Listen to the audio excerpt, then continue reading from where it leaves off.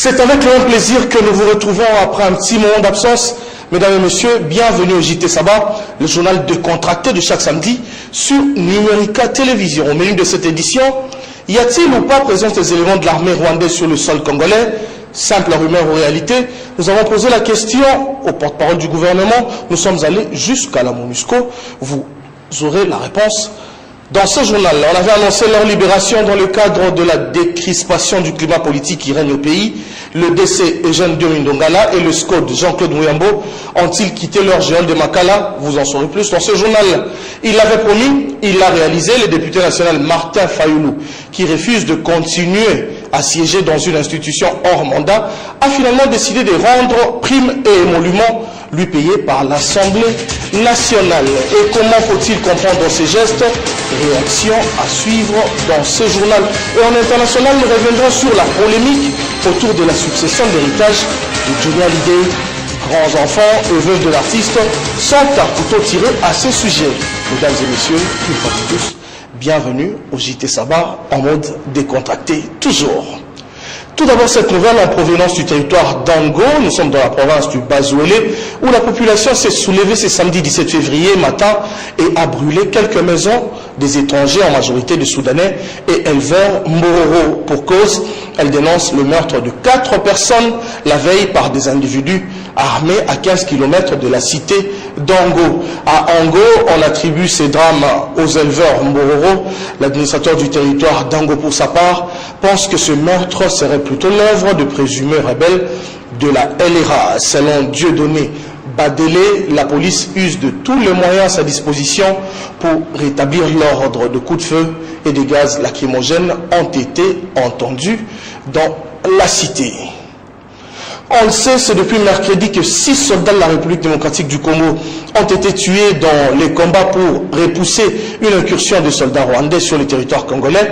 Info confirmée par le commandant des opérations Sokola 2 au Nord Kivu, le général Bruno Mandevou, chargé de la traque des rebelles hutu-rwandais des forces démocratiques pour la libération du Rwanda.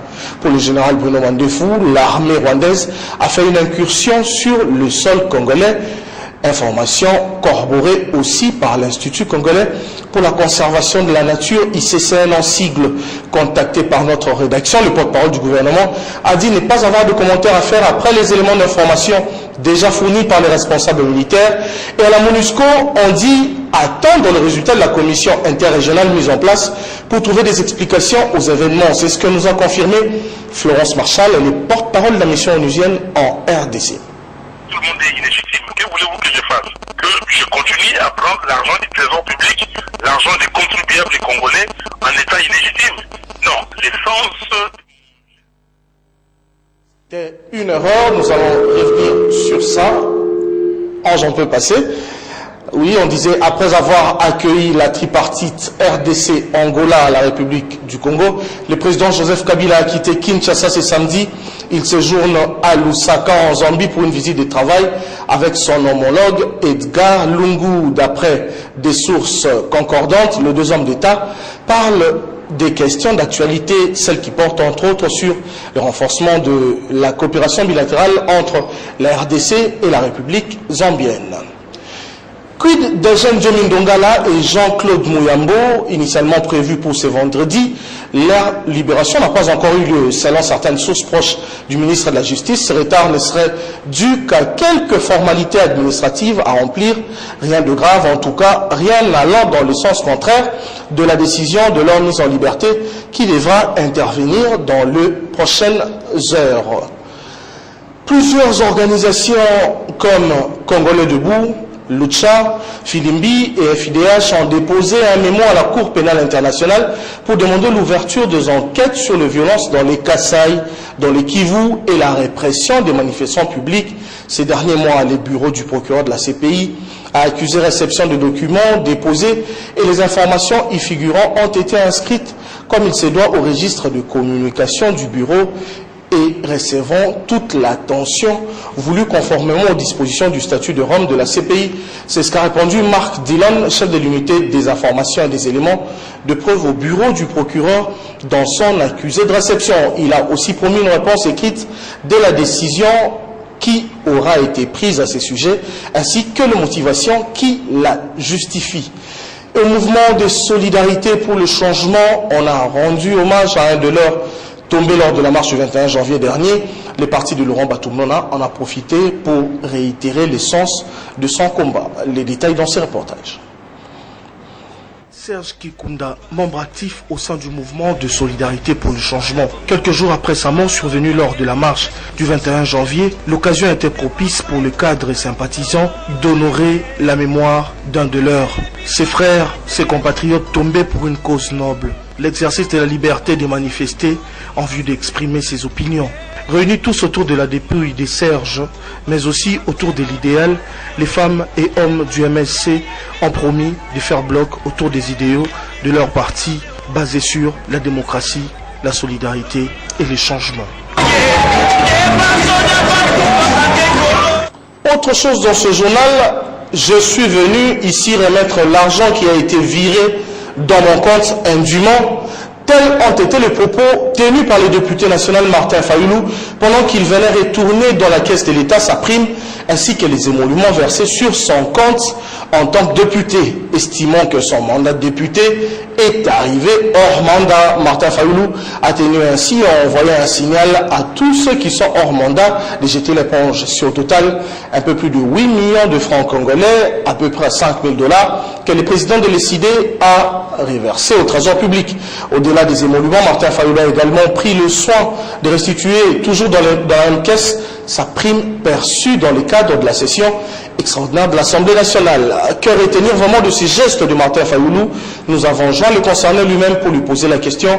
Suivons plutôt Martin Fayoulou.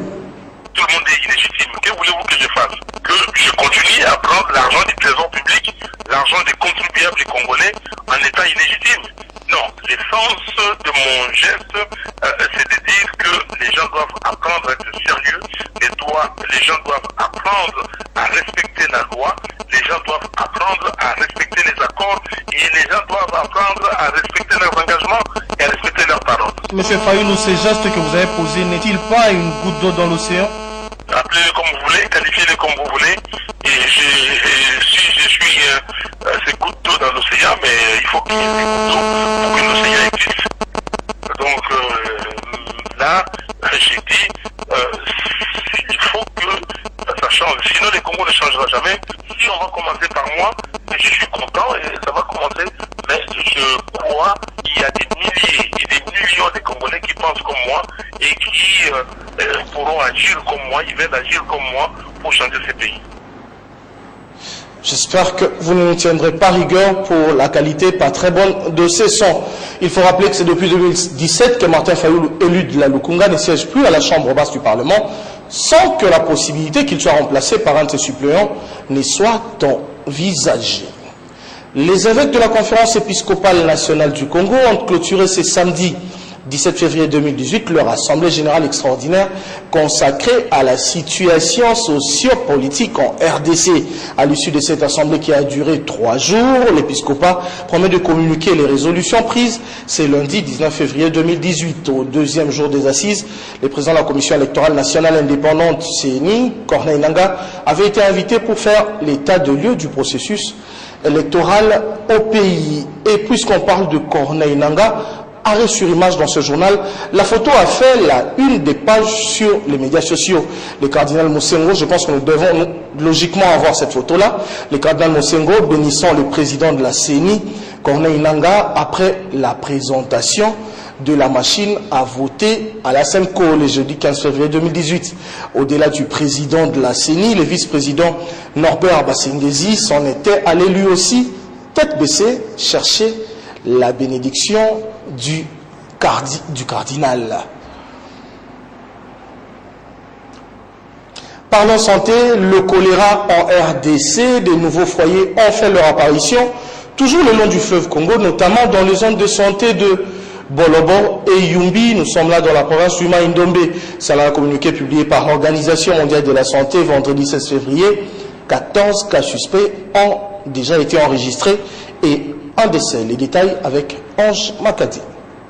L'épidémie de choléra qui se propage le long du fleuve Congo est une source préoccupante majeure. D'après le coordonnateur du programme national de l'élimination du choléra, les nouveaux foyers au large du fleuve Congo constituent un risque très élevé pour les villes de Kinshasa et de Kisangani, tout comme celles de Bumba et Mbandaka. Pourtant, le 9 février 2018, le ministre de la Santé avait annoncé la maîtrise de l'épidémie de choléra, non seulement à Kinshasa, mais sur l'ensemble du territoire national. L'Organisation mondiale de la santé a déjà envoyé un kit choléra à Lissala, chef-lieu provincial de la Mongala, en vue de lutter contre la propagation de l'épidémie le long du fleuve. Il faudra aussi respecter les règles d'hygiène. Selon les chiffres du programme national pour l'élimination du choléra, depuis les débuts de l'année 2018, le choléra a touché 16 des 26 provinces